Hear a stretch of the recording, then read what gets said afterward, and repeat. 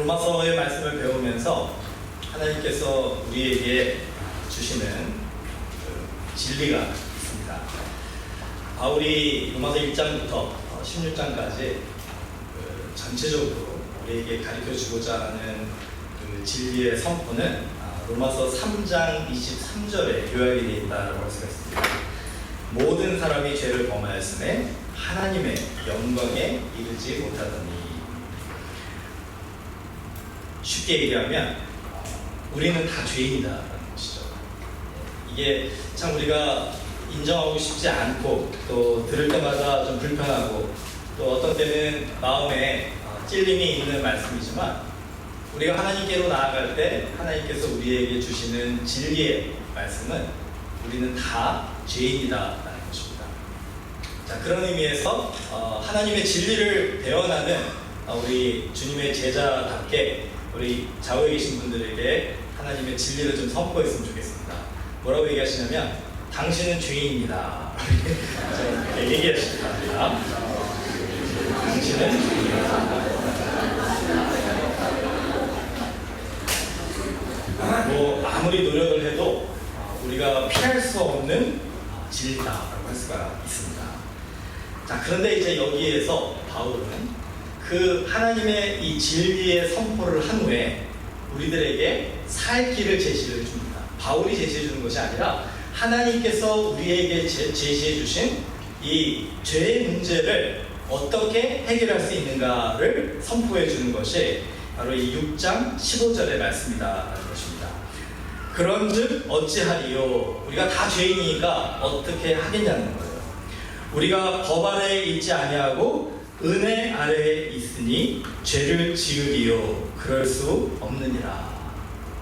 자, 분명히 우리는 모든 사람이 죄를 범하였다 이렇게 얘기를 해놓고서 바울은 뭐라고 얘기하냐면 우리가 은혜 아래에 있고 법 아래에 있지 않기 때문에 우리가 더 이상 죄를 짓지 않고 살 수 있다 이렇게 얘기를 하는 것입니다.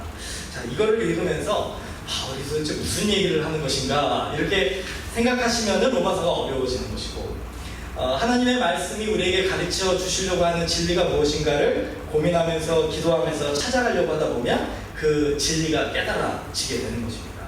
그래서 오늘은 이 로마서 6장에 바울이 우리에게 죄인이다라고 선포한 후에 우리로 하여금 그 죄의 문제가 하나님의 은혜 가운데서 해결될 수 있다라고 얘기하는 이 바울의 가르침을 같이 배우고 또 우리가 적용하는 시간 갖도록 하겠습니다. 자, 여기서 먼저 우리가 이해해야 될 것은 바울이 이야기하고 있는 이 6장에서의 죄는 10계명에 나와 있는 10가지나 아니면 성경에 나와 있는 600여 가지의 그런 그 계명들을 지키고 안 지키고의 그 관계되는 죄들이 아니라 단수로 표현된 죄다라는 것입니다. 그 얘기는 뭐냐면 이 바울이 이야기하는 죄는 우리 인류의 이 태어난 모든 인간들이 짓는 죄들을 다 통틀어서 그 전체적으로 이제 죄다라고 얘기를 하는 것이죠. 그렇기 때문에 우리가 범할 수 있는 모든 죄들이 다 이 안에 포함이 되어 있다는 거예요. 자, 그렇다면은 이 죄가 도대체 성경에서는 우리에게 어떤 그 가르침을 주는 것인가? 이거를 제가 좀 고민을 하다가 어떻게 설명을 하면 좋을까? 근데 여러분 다 운전을 하시니까 그 운전하는 비유를 들면은요, 법은 뭡니까? 우리가 무엇을 해야 된다라고 가르쳐 주는 것이 아니라 우리가 무엇을 하지 말라고 우리에게 그 선을 긋고 경고하는 것이 법입니다. 그러니까 예를 들어서 여러분이 그 여기 교회 오실 때 속도 제한이 25마일/아워 이렇게 돼 있으면은 그 얘기는 뭡니까? 그 교통법규는 우리로 하여금 25마일 이상 운전하지 말라라는 그런 법을 우리에게 지금 가르쳐 주는 것이다라는 것이죠. 그래서 25마일 이상 초과하게 되면 어떻게 됩니까? 경찰이 우리를 잡아가지고 벌금을 물리죠. 그러니까 이게 한 예라고 볼 때 이 인간 세상에 있는 모든 법들의 원칙은 무엇이냐? 우리가 해야 되는 것을 권면하고 칭찬하고 권장하는 것보다 우리가 하지 않아야 되는 것을 선을 긋듯이 가르쳐주고 그것을 넘어가지 말라고 경고하는 것이 법의 역할이다라고 할 수가 있는 거예요. 제가 상상을 해봤습니다. 만약에 우리가 이렇게 길을 가다가 경찰이 딱 붙잡았어요. 분명히 나는 20마일로 달렸는데 25마일 전에서 경찰이 붙잡았어요. 그래서 무슨 일이지? 왜 잡았지? 근데 경찰이 창문을 내리라 그러더니 당신이 20마일로 안전하게 달려서 당신한테 상금을 주고 싶습니다 하면서 뭐 50불을 줬다. 한번 상상해 보십시오. 그럴 일이 없잖아요. 우리가 왜 그럴 일이 없다고 생각하냐면 경찰이 하는 역할은 법을 어기는 사람들을, 하지 말라고 하는 일을 하는 사람을 잡는 거지, 하라고 하는 일 안에서 법을 지키는 사람을 칭찬해주는 역할이 아니다라는 거죠. 그것이 어떻게 보면은 우리 이 흔히 얘기하는 윤리, 에틱스나 또는 도덕, 모랄리티, 이것이 다 그 원리인 것 같아요. 윤리를 좀 간단하게 뭐 여러 가지 복합성이 있는 그런 개념이지만 간단하게 만약에 정리를 하라고 한다면은 윤리는요, 그된 이보, 그렇죠? 선과 악의 기준을, 선을 긋는 거예요. 그래서 그 선을 넘어가면 악이고 그 선을 넘지 않으면 선이다, 이렇게 규정하는 것이 윤리다라고 한다면, 도덕은, 모랄리티는 옳고 그름, 그 상황에 따라서는 달라질 수가 있겠죠. 그래서 선을 딱 긋고 이것을 넘어가면 wrong이고 이것을 넘지 않으면 right, 옳은 것이다, 이렇게 구분하는 것을 우리 도덕이다라고 얘기를 할 수가 있습니다. 그러니까 이 세상의 모든 그 법은 윤리나 도덕이나 마찬가지로 딱 선을 긋고 그 선에 어디에 있느냐에 따라서 우리가 의인이냐 죄인이냐를 결정지어준다는 거예요. 자, 그 개념이 우리에게 너무나 익숙하기 때문에 우리가 성경을 읽을 때, 또 성경에서 이야기하는 하나님의 법을 이야기할 때도 이 선을 긋는 원칙을 그대로 적용을 한다는 것입니다. 그래서 하나님께서 하라고 한 것, 하지 말라고 한 것에 선을 딱 긋은 다음에 그것을 넘지 않기 위해서, 그것을 어기지 않기 위해서 열심히 노력하는 것을 우리는 신앙생활이라고 생각을 하는 것이에요. 그래서 그 종교적인 그런 그 선이 뭐라고 합니까? 우리가 율법이라고 얘기하고, 또 이 기독교 안에서도 우리가 지켜야 되는 많은 그런 규칙들을 정해놓고 그것을 열심히 지키는 사람들은 신앙이 좋은 사람들이고, 그것을 넘어서서 어기는 사람들은 우리가 볼 때 그렇게 신앙이 좋지 않은 사람이다, 이렇게 판단을 하게 된다는 것이죠. 문제는 뭐냐면 여기 계신 모든 분들이 우리가 그 선을 넘지 않기 위해서 애를 쓰면서 살다가 보니까 참 삶에 그 피곤함이 가득하다는 거예요. 혹시라도 내가 한 발자국이라도 그 선을 넘어서 정말 하나님이 원하지 않는 그런 하나님께서 하지 말라고 하는 그 일을 할까봐 두려움 속에, 불안함 속에 우리가 살다가 보니까 이 종교적인 신앙생활, 이 율법을 지키려고 하는 그런 신앙생활이 우리에게 기쁨을 주지 못하고 우리에게 자유함을 주지 못한다는 것이죠. 마치 항상 줄에 발에 발과손이 묶여가지고 내가 하고 싶은데 하나님이 하지 말라고 하니까 하지 못하는 그런 억압된 삶을 살 수밖에 없는 그런 우리들을 바울은 뭐라고 얘기하냐면 죄의 종이 된 삶이다. 우리는 분명히 하나님의 율법을 지키면서 열심히 살려고 노력하는데 그 과정 속에서 우리의 그 하나님을 사랑하는 마음이 이 율법의 선을 긋는 것에 따라서 우리가 그렇게 살려고 노력하다 보면 우리도 모르게 이 죄의 종이 되어버린다라는 것이에요. 자, 그 예로 이제 다시 한번 운전의 예를 들겠습니다. 여러분 여기 오실 때 그 빨간불 신호등이 있잖아요. 자, 제가 아시는 분은 답을 해주세요. 교통 운전면허 따실 때 빨간불일 때는 뭘 해야 됩니까? 정지를 하셔야, 스탑을 하셔야죠. 자, 기억하실지 모르겠지만 파란불일 때는 뭘 해야 됩니까? 가야 되죠. 그렇죠? 제가 한 번은 딴 생각을 하다가 신호등이 파란불로 바뀌었는데 제가 제일 앞에 있었는데 가지 않고 가만히 있었어요. 그 뒤에서 갑자기 빵 하더라고요. 깜짝 놀라가지고 앞으로 갔습니다. 자, 근데 그 뒤에 있는 차가 경찰이었어요.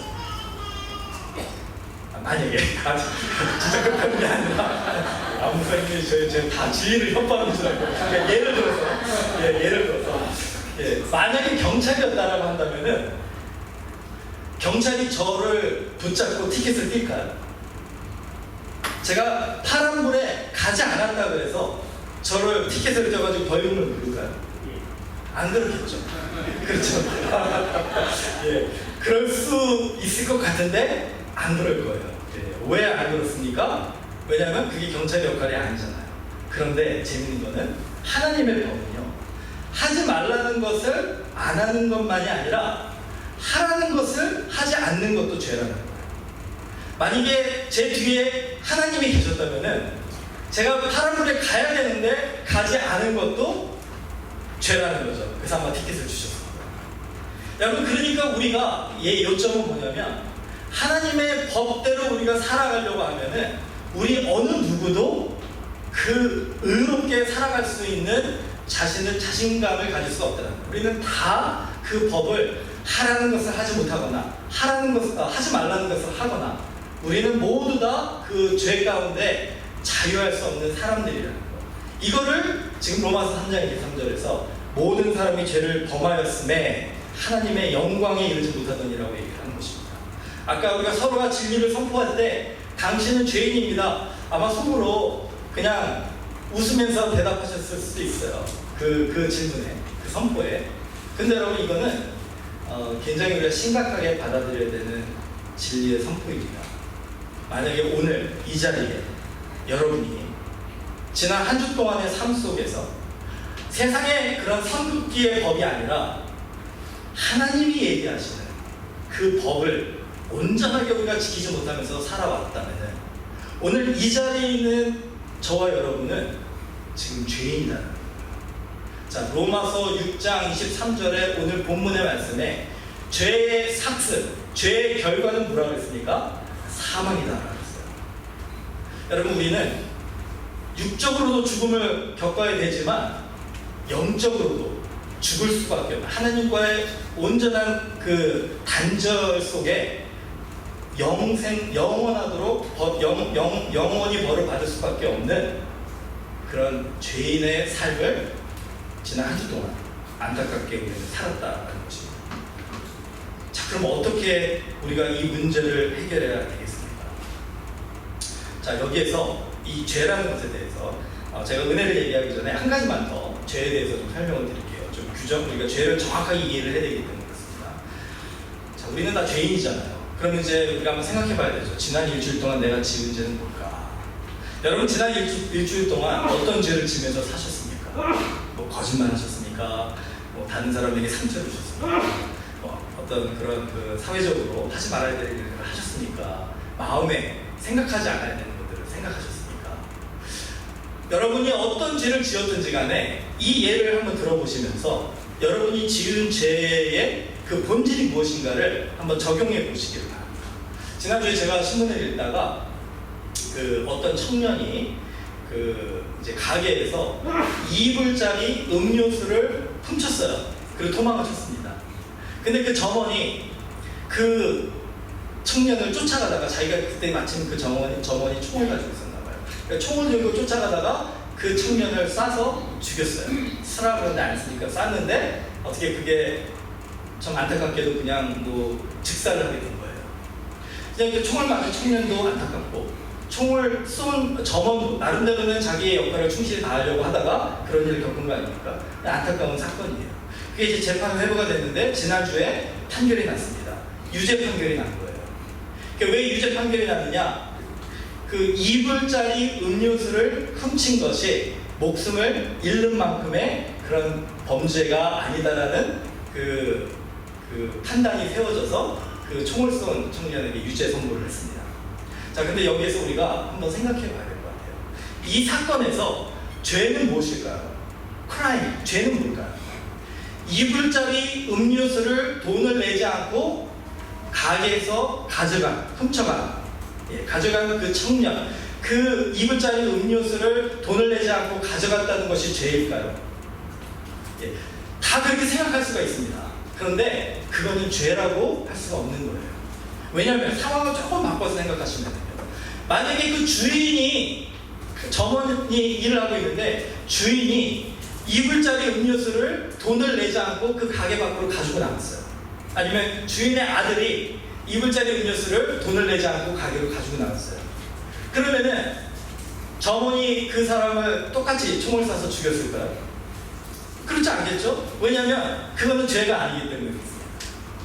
주인이 2불짜리 음료수를 가지고 나간 거나 돈을 내지 않고 가지고 나간 거나 그 청년이 2불짜리 음료수를 돈을 내지 않고 가져간 거나 똑같은 일이에요. 근데 주인이 할 때는 죄가 아니고, 죄송합니다. 제가 이 사건 생각하면 흥미해요 지금. 주인이 할 때는 죄가 아닌데 이 청년이 그 일을 똑같은 일을 했을 때는 그것이 죄라고 아마 그 점원뿐만이 아니라 우리 모두가 다 판단을 할 겁니다. 그 이유가 뭘까요? 그 차이가 뭘까요? 차이는 그 행위 그 자체가 죄가 아니라 2불짜리 음료수를 돈을 내지 않고 가지고 나간 것이 죄가 아니라 그 행위를 하기 위해 점원이나 주인에게 허락을 받지 않은 그것을 손님은 그렇게 하면 안 된다라고 얘기한 그 규정을 어긴 것이 죄라는 거예요. 그 행위 그 자체가 죄가 아니라 그 과정 속에서 관계 속에서 그 합의 속에 이루어지지 않은 일을 한 것이 죄라는 것입니다. 그러니까 결국은 뭐냐면 행위 그 자체보다는 그 관계 속에서 해결되지 않는 부분이 죄라고 판단된 것이라는 거죠. 자, 이걸 우리가 우리의 삶 속에 적용 가장 쉽게 우리가 하는 죄 중에 하나가 거짓말 아닙니까?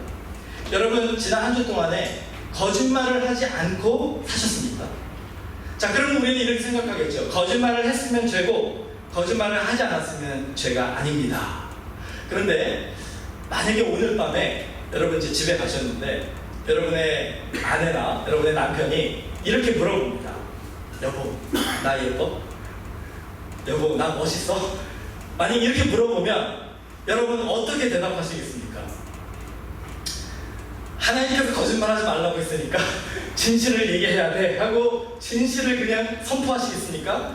아니면 당신이 세상에서 제일 예뻐, 당신이 세상에서 제일 멋있어 라고 누가 봐도 확실한 거짓말을 하시겠습니까? 네. 어떤 사람들은 그러시더라고요. 내가 그렇게 거짓말을 한 후에 골방에 들어가서 하나님께 기도하면서 하나님, 저는 주님 앞에 범죄했습니다, 용서해 주십시오. 예. 그렇게 회개하실 필요가 없다라는 거예요.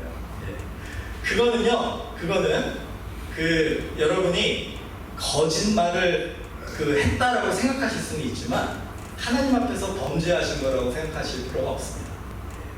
근데 진짜 거짓말은 뭐냐면 하나님이 우리에게 원하시지 않는 거짓말은 뭐냐면 거짓말을 하지 않아야 할 때에 거짓말을 하는 것입니다. 하나님께서 거짓말을 하지 않기를 원하시는 것을 내 마음에 알면서 그것을 말씀 속에서 또 상황 속에서 내가 깨달아 알면서도 그 거짓말을 하는 그것이 하나님께서 죄라고 얘기하시는 거예요. 그 이유는 뭡니까? 그것은 하나님과의 관계 속에서 하나님을 향한 신뢰를 깨버린 것입니다. 죄라는 것은요, 그냥 어떤 행위 그 자체만을 가지고 우리가 죄다 아니다 선을 긋고 얘기하다 보면 우리의 삶은 참 피곤하고 괴로운 삶을, 그 죄에 우리의 모든 관심이, 그 선에 우리의 모든 관심이 집중되어 있다 보면요 인생이 자유롭고 행복할 수가 없는 거예요. 그런데 우리의 관심과 집중이 하나님께 있다면, 우리가 하나님의 신뢰를 깨뜨리지 않고 하나님을 실망시켜드리지 않고 하나님께 기쁨을 드리기 위하여 내가 할 수 있는 것이 무엇인가, 이거를 생각하고 그것을 위해 노력하면서 살아가다 보면은 그 선에 우리의 관심이 쓰여지는 것이 아니라 하나님의 영광에 우리의 관심이 쓰여진다. 그러다 보면 우리는 자유로운 삶을 살 수 있게 되는 거죠. 더 이상 죄의 종으로서 살 필요가 없다는 거예요. 근데 여기에서 바울이 뭐라고 얘기합니까? 자, 6장 17절 18절에 이 부분을 선포한 후에 바울이 이렇게 얘기합니다. 하나님께 감사하리로다. 너희가 본래 죄의 종이더니 너희에게 전하여 준 바 교훈의 본을 마음으로 순종하여 죄로부터 해방되어 의에게 종이 되었느니라. 자, 죄에서의 자유함은 그런 이 옳고 그름의 선을 긋고 선하게 선을 긋고 그것에만 우리가 지키고 지키지 않으려고 노력하는 그런 율법적인 삶이 아니라 하나님에게 우리의 관심을 초점을 두고 하나님을 기쁘시게 드리고 하나님께 영광을 드리고 하나님께 실망시켜 드리지 않기 위하여 우리가 그 하나님의 우리의 모든 초점을 기울이는 이 은혜 가운데 살려고 하는 그 노력이 바로 우리가 죄에서 자유할 수 있는 방법이다 얘기해 놓고서 바울이 뭐라고 얘기하냐면은 그런 후에 우리가 해야 될 일은 의의 종이 되어야 된다는 거예요. 하나님의 종이 되어야 된다는 것입니다. 내가 자유를 진정으로 누리기 위해서는 내가 자유인으로 살아가는 것이 자유가 아니라 하나님의 종으로서 살아가는 것이 참된 자유다라고 얘기하는 거예요. 이 원리가 어디에서 나오냐면요, 죄의 본성을 우리가 알 때 나옵니다. 여러분, 자유를요 우리가 절제함 없이 누리게 될 때 어떤 일이 일어납니까? 방종이 되게 돼요. 제가 마이쮸라는 그 캔디를 참 좋아해요. 우리 성명재님이 한국 갔다 올 때마다 한 박스를 이렇게 사다 줘가지고 너무 행복해요. 성명재가 기다려질 때가 있어요. 그때 전 2년 동안 한국을 안 간다 그래가지고 섭섭한 마음이 약간 있었습니다. 그래서 언젠가, 요번에 말고 저번에는요, 그걸 가져와가지고 그냥 자리에 앉아서 계속 까먹었어요. 근데 가만히 생각해보니까 이거는 제 건강에 너무 안 좋은 일이구나. 그죠? 아무도 저에게 먹지 말라고 얘기하는 사람이 없으니까 그건 자유잖아요. 그런데 절제가 있지 않기 때문에 그렇게 먹게 되면 결국 어떻게 됩니까? 이빨도 상하고 몸도 상하게 되는 거죠. 제 스스로가 절제를 하지 않으면 자유는 나에게 유익이 아니라 해가 된다는 거예요. 왜 우리가 하나님의 종이 되어야 됩니까? 왜 우리가 의의 종이 되어야 됩니까? 하나님께서 우리에게 무엇이 가장 좋은 것을 잘 아시기 때문에 우리의 자유를 어떻게 누려야 될지를 가르쳐 주시는 분이시기 때문에 그렇다는 거예요. 우리가 하나님 안에 우리의 주권을 온전하게 드릴 때 하나님께서 우리에게 가장 적절한 자유를 누릴 수 있도록 바운더리를, 이 경계선을 쳐주시고 그 안에서 우리를 보호하시고 인도해 주시는 우리의 주인이 되어 주신다는 것입니다. 그랬을 때 진정 우리에게 감사가 있고 행복이 있고 자유함이 있게 된다는 거예요. 자, 그래서 바울이 그렇지 않았을 때 우리가 죄에 어떻게 빠질 수 있는가, 왜 우리가 하나님의 종이 되어야 하는가를 이 죄에 대한, 이 죄의 본성을 설명해 줌으로써 가르쳐 줬는데 세 가지로 생각해 볼 수가 있습니다. 간단하게 제가 설명을 좀 드릴게요. 첫 번째로, 죄는 자석과 같습니다.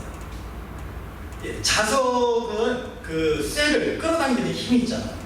그러니까 우리가 이 하나님의 종이 되지 않고 하나님에게 속해 있지 않고 그냥 자유하면서 그렇게 살려고 노력하다 보면요, 우리도 모르게 쇠와 같은 우리들은 이 죄라는 이 자력에 끌려갈 수밖에 없는 거예요. 그러니까 사단이 죄를 통해서 우리를 왼쪽으로 가 그러면은 자석을 착 움직이면은 우리도 모르게 우리의 삶이 다 이 왼쪽으로 가게 되고, 오른쪽으로 가 그러면은 하나님이 가지 말라고 하는 그 길인데도 불구하고 우리는 이 죄의 자력에 끌려가지고 오른쪽으로 가게 된다는 거예요. 오라 나는 공고한 사람이로다, 누가 나를 이 사망의 몸에서 건져내라. 바울이 이렇게 인간의 그런 한탄을 대변하는 이유가 뭡니까? 바로 이 죄의 이 자력, 죄의 힘 때문에 그렇다. 하나님의 종에 하나님께 속하지 않은 자들, 하나님께 온전하게 우리의 주권을 드리지 않은 자들은 이 죄의 자력에서 결국은 사망을 경험할 수밖에 없다는 거예요. 자, 두 번째 이 죄의 본성은 이 매력성입니다. 유혹성이에요. 여러분, 만약에 죄가요 한약처럼 쓰고 우리에게 아주 먹고 싶지 않은 그런 그 약같이 참 안 좋은 것이다라고 한다면, 여러분, 죄의 유혹이라는 것이 말이 안 되지 않습니까? 죄의 유혹이 무엇입니까? 왜 죄가 매력이 있으니까? 달고 우리에게 즐거움을 줄 것 같고, 이 아담과 하와가 그 사단에게 빠진 이유가 뭡니까? 먹음직하고 보암직하고 지혜롭게 할 만한 그런 탐스러움이 죄에 있기 때문에 우리는 그 유혹에 자꾸 빠지게 된다는 거예요. 하나님께서 우리를 붙잡아 주지 않으시면, 우리를 보호해 주지 않으시면 이 유혹을 이겨내겠다라고 자신 있게 선포할 수 있는 사람은 우리 중에 아무도 없음을 우리가 인정해야 됩니다. 여러분, 정말 여러분이 죄에 빠지지 않을 자신이 있으십니까? 여러분, 그런 사람을 저한테 보여주세요. 그러면 제가 그 사람이 어떻게 죄에 빠지는지를 하나하나 성경을 통해서 설명해 드리겠습니다. 여러분, 우리는요, 이 교만의 어리석음에 빠지면 안 됩니다. 여러분, 혼자 잘 살 수 있을 것 같죠? 예수님의 종이 되지 않고서는, 예수님의 보호하심이 아니면 우리는 모두 다 이 죄의 유혹을 이겨낼 힘이 없는 삶입니다. 자, 세 번째 이유는 이 죄의 압박, 이게 바로 죄의 본성이라는 거예요. 자, 이 죄의 이 힘, 죄의 자력, 그리고 죄의 유혹, 그 다음에 이 죄의 압박. 첫 번째는 뭡니까? 내가 원하지 않는데도 끌려가는 거예요. 두 번째는 뭡니까? 나를 자꾸 원하게 만들어서 나를 끌고 가는 거예요. 세 번째는 내가 원하지 않는데 다른 사람 때문에 그 죄에 빠져들어가는 겁니다. 어떤 그 사회학자가 설문조사를 했습니다. 그리고서는 어떤 그 사건에 대해서 얘기를 하면서 그것이 옳으냐 틀리냐 이 질문을 했을 때 자기가 이제 다 개인적으로 답을 하는 거예요. 거의 대부분의 사람들이 그것은 틀리다라고 얘기를 했어요. 그런데 딱 다 같이 모여가지고 많은 사람들이 이제 일부러 사람들을 좀 심어놓은 거예요. 선동을 해가지고 그게 맞다라고 사람들이 막 얘기를 하니까 이제 75%의 사람들이 그거를 얘기를 하니까 그 나머지 25%의 사람들, 그게 옳다라고 얘기했던, 죄송합니다. 그게 틀리다라고 얘기했던 그 25%의 사람들도 그 일을 하더라는 겁니다. 이게 뭐냐면은 그 75%의 사람들은 이제 사회학자가 심어놓은 사람들이죠. 그 군중이 이것이 틀림에도 우리는 이 일을 해야 된다, 이것이 옳다 이렇게 얘기하니까 그것이 틀리다라고, 그것이 죄라고 생각하는 그 사람들도 그 군중들에게 그냥 휩쓸려서 그 군중들에게 그 이 시선에 두려워서 판단받고 싶지 않아서 그냥 그것을 하더라는 것입니다. 여러분, 참 안타까운 진리는 뭐냐면 우리들이 그 25%의 사람이 아니라고 자신할 수가 없다는 거예요. 우리들의 마음속에 분명히 이것이 옳지 않다라고 생각이 돼도 우리 주변에 있는 사람들의 시선 때문에, 오늘 찬양대 전사님이 그 유행을 얘기하시잖아요. 많은 사람들이 뿔테 안경을 안 쓰니까 나도 이걸 쓰면 사람들이 손가락질 할까봐 안 쓰게 되는. 여러분, 전도사님의 그 얘기를 듣고 나는 유행에 따라가지 않아 이렇게 자신하실 수 있는 분이 과연 몇 명이나 있을까요?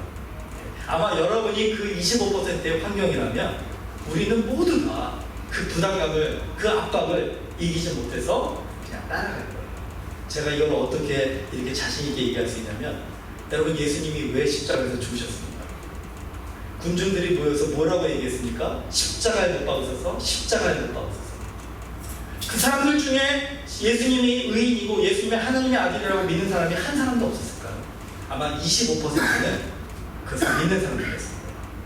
그런데 종교 지도자들이 그 안에 사람들을 심어놔서 십자가에 못 박으셔서 외치게 하니까 그 25%도 같이 주먹을 들고 쥐고 소리를 높여서 십자가에 못 박으셔서 외쳐댄 거예요.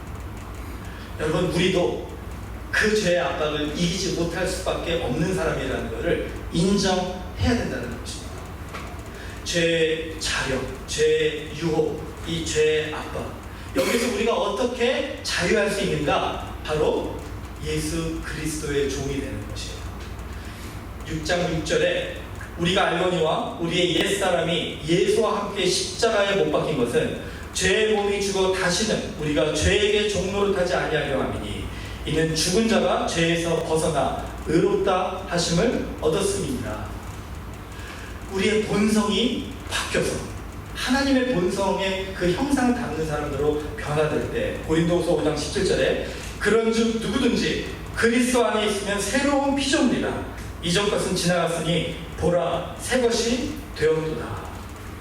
우리의 본성이 바뀌면요, 쇠가 아니라 플라스틱이 되어버리면요, 더 이상 죄의 그 자력이 우리를 끌어갈 필요가 없어요. 우리의 본성이 바뀌면요, 죄가 우리를 유혹하는 것보다 하나님이 우리를 유혹하시는 게 더 좋아서 그냥 하나님만을 바라보며 즐거워하며 따라가는 본성이 되어버리는 거예요. 우리의 본성이 바뀌면 99명이 반대하더라도 나의 십자가를 지고 예수님을 따라가겠습니다 고백하고 주님의 십자가를 지고 가는 그 골고다 언덕을 나의 십자가를 지고 갈 수 있는 그런 힘과 능력을 가지게 된다는 거예요. 여러분, 죄에서 진정한 자유함을 얻을 때 우리는 하나님 앞에 이렇게 감사할 수 있게 되는 것입니다. 제목을 제가 하나님께 감사하라 해서 완전히 죄에 대해서만 얘기를 한 것 같죠? 여러분, 진정한 감사는 마음에서 우러나와야 돼요. 그냥 억지로 입술로 하는 감사는 아주 짧습니다. 순간적이에요. 그 마음에서 우러나오는 감사가 어떻게 나옵니까? 우리가 죄의 문제를 해결할 때 감사가 나온다는 거예요.